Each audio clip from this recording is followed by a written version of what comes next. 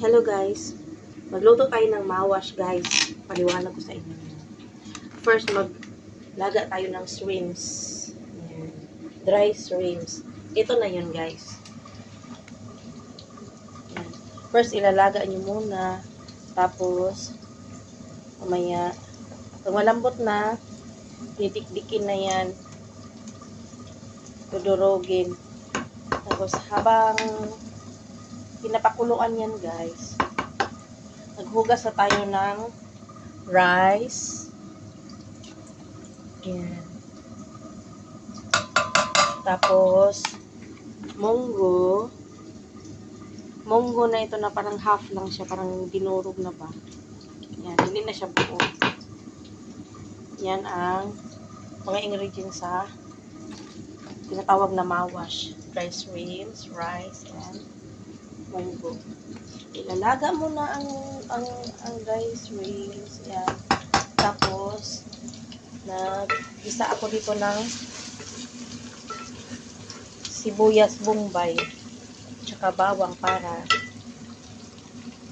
igigisa natin yun yan dito. Okay? Para maging masarap yung ating mawash.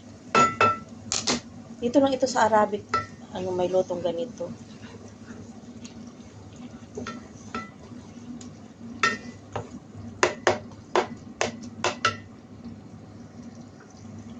Ang ingredients natin guys is konting salt. And pag mayroon kayong mga ganyan, yung para sa mix na ingredients and powder, lemon powder and yung para sa isda. Pag wala, okay naman yung, okay lang yung asin o kaya bitchin, ganun. Or magi cubes na vegetables. Ayan. Ito na yun. Ito na yung bawang natin na ginisa. Bawang, sibuyas. And ito. Luto na siguro. Kunin ko na. Ayan, malambot na to.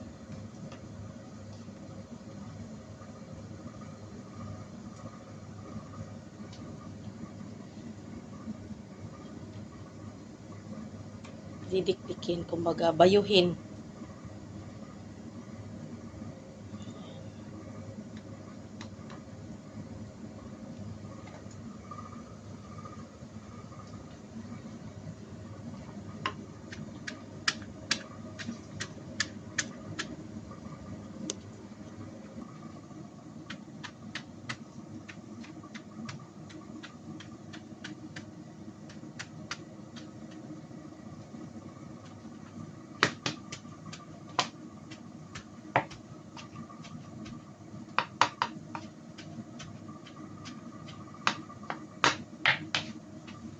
Yan, ang bilis lang yan nadurog.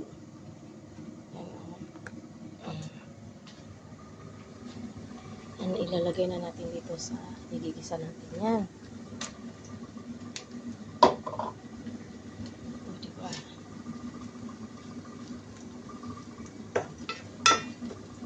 Tapos, buha pa tayo ulit. Yan na po. Nagkatatlong bayo ako ng ng shrimps. Dry shrimps. Ayan. Ihahalo na natin. Tapos lalagyan na natin ng fish ingredients. Barat.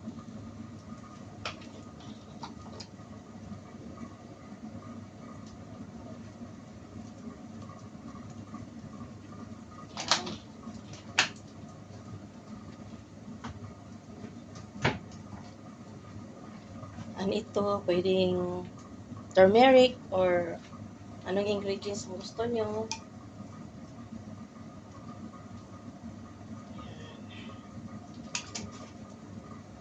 Smell yummy.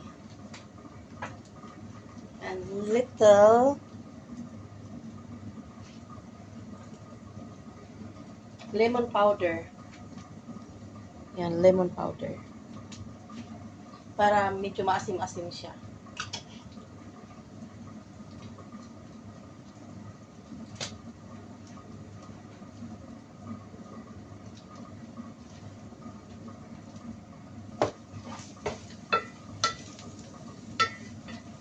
Tapos ihalo-halo. Paunti-unti. With love. Kita ko sa inyo. Habang hinalo-halo. Yan.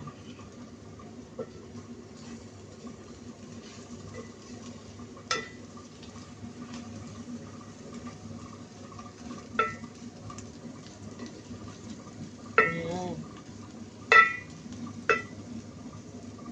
Yan mo na saglit. Ayan na guys. Ngayon, yung binabad natin na munggo, yan, igigisa natin, idadrop natin doon.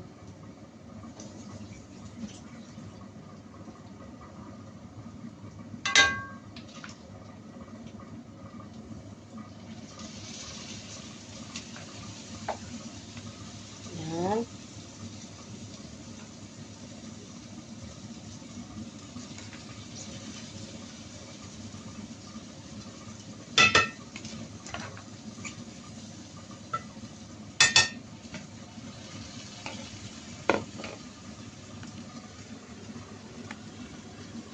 Po. Ihalo na natin yung munggo sa dry shrimps na dinurog. Ilaga muna bago dinurog. Pwede hindi nalagyan ng asin para hindi maalat. Depende lang kasi pag hinugasan nyo ng hinugasan yung shrimps, maalis yung alat. Pero si bossing kasi ayaw ng maalat. Kaya hindi ko na nilalagyan ng asin na marami. Yan. Antayin muna natin na konti.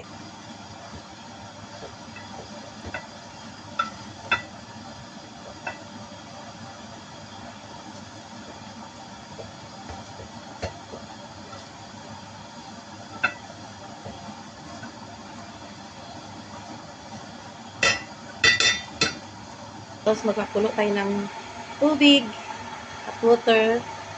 Kasi lalagyan natin ng tubig konti para maluto siya.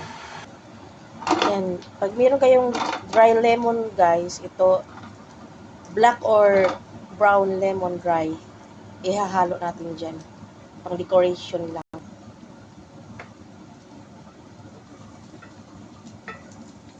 Yan. Yan guys, lalagay na natin yung rice din. Maya. Ngayon, lalagyan natin ng konting tubig. Yan. Mga isang basong tubig. Tapos ilalagay na natin yung rice.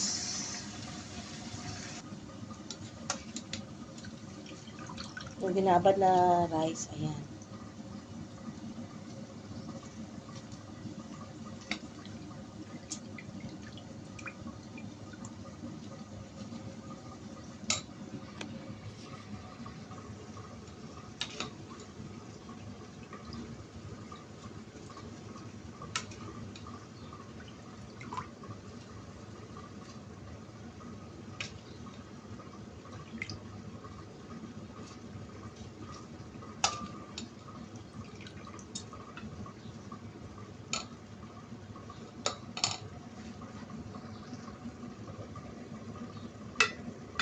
Tapos ihahalo ang dahan-dahan.